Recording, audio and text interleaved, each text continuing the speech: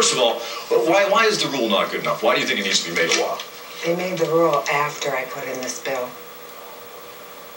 Okay, well, why do you think it's important? That rule was put in force after that bill was put in this time. Well, the bill is still being debated, but the rule, obviously there's a big difference here. There's a rules committee that decided, okay, look, we're not going to allow any weapons, dangerous weapons, I think is the definition of the rule itself.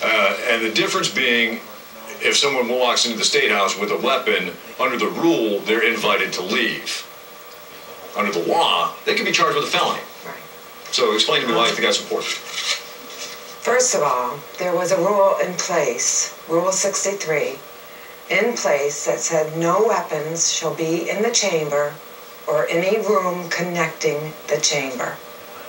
And we had a very heated debate and vote on HCR 6 on March 4th, 2009, and the gallery was full that day, and there was an outburst of anger, swearing, threatening us, cursing us, and I was quite concerned about that. Did you feel unsafe? Yes, I did. And so my colleagues were quite concerned about that too, the ones that I sit near in the house. And at that time, I had no knowledge that there was guns in the gallery, but I still felt concerned. It was 2 days later when I found out that there was 15 guns in the gallery.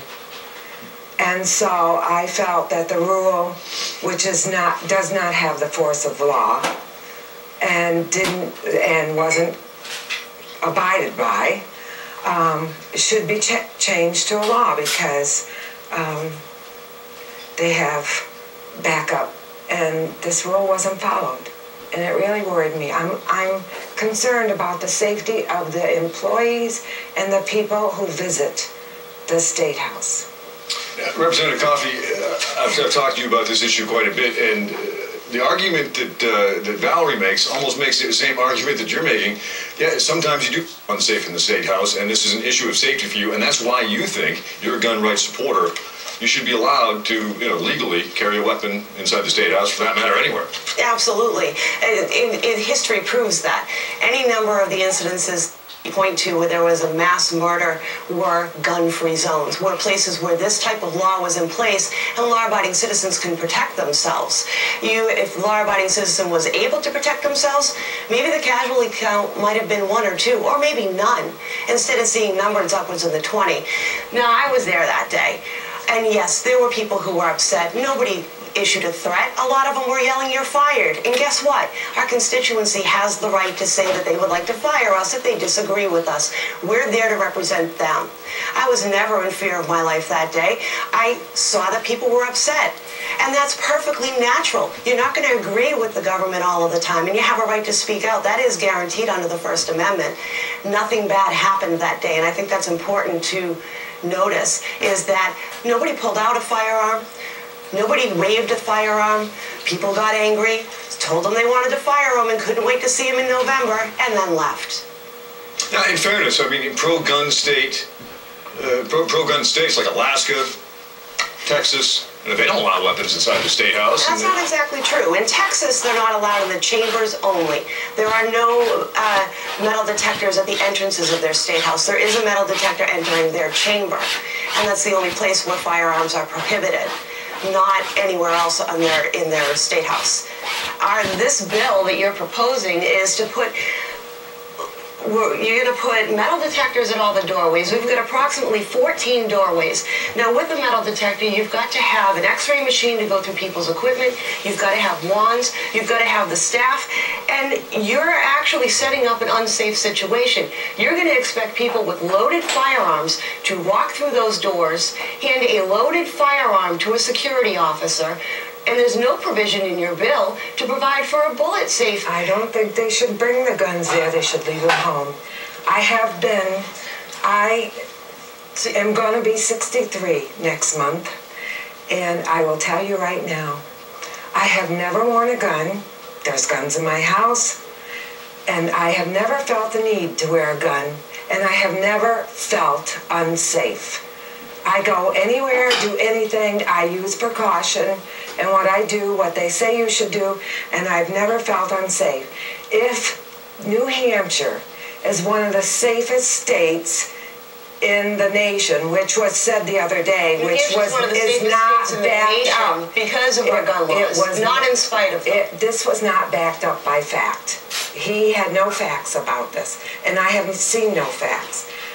If New Hampshire is one of the safest states, why do you feel the need to wear a gun? Because I don't want to be a victim of rape, I don't want to be a victim of robbery, and I choose to protect my life and the lives of my family and my property against a would-be criminal. You can create all the laws that you want, and all you end up doing is enabling criminals to have the firearms, law-abiding citizens to become the victims. I beg your pardon, but 4 police officers were killed in Washington State. They all had guns. It did not save their lives. 23 people were killed in Luby's Cafe. Countless people were killed at Fort Hood. And you very seldom have time to get out a gun. And that person in Fort Hood was shot by people who had guns. When they got there. After 30 people were shot. When they got there, and that's an important point. If the people on the base were allowed to carry, these are people who are skilled and trained. They could have stopped him before 30 people died. They could have stopped him when he first came in there and started waving his gun around. But the amount of guns in our society is horrendous. And if there was less guns, we wouldn't have as many mass murders as we do. Well, Representative Hardy, now we're talking about a much broader issue here. Basically, the rule, which generated a lot of ire of the gun rights supporters, is limited to the State House and the Annex and the LLB, and your legislation is limited to that. But in listening to you, would you be in favor of more gun control in New Hampshire? Well, it kind of sounds like it, so... No. My husband has guns. We have guns in our house. But, you know, what worries me is people wearing guns seem to think they're in control of the situation at all times. And it has been proven it's a proven fact, that they're not necessarily in control. And guns escalate the matter. And there has... So you do think the State House needs to tighten its security, bring in the metal detectors, perhaps have some more law enforcement? We need a law because rules don't have the force of law. And as you can see, Rule 63 was not enforced. Now, we had a rule before that, for about 10 years under Republican rule, that did not allow guns in the State House. In 2006, they repealed it because of the vagary of the State House, what defined the State House. So they repealed it and made Rule 63. That rule was never enforced, and I personally wasn't in the State House at that time. Had I been, I would have never been in favor of that rule either. Do you not realize that when that's why I want a law, because they don't when you enforce have a law, the rules. The only people who abide by the law are the honest citizens, and you still haven't explained Not necessarily, because I know House members who wear guns in the chamber all the time, and they're not abiding by the law. So you're calling everybody criminals? No, I didn't say criminals do not obey laws. Criminals are the ones who come in and commit mass murders, who commit rapes, who commit robberies. When you disarm a law-abiding citizen, you set them up to get harmed by a criminal. Excuse me. Are you for guns at work, at workplaces? If it warrants it, absolutely. Do you know that homicide was the 5th cause of death at workplaces in 2005?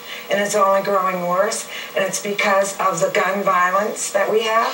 We only have a couple of minutes left, and I want to get to this issue, and it's the issue of constitutionality. Obviously, you do think that this is a violation of the Second Amendment. Absolutely. That building has the oldest operating State House in the United States, still utilizing its original chambers. Our oaths of office are to uphold and protect our Constitution, all of the Constitution, not pick and choose which ones you decide you want to practice and which ones you don't want to enforce.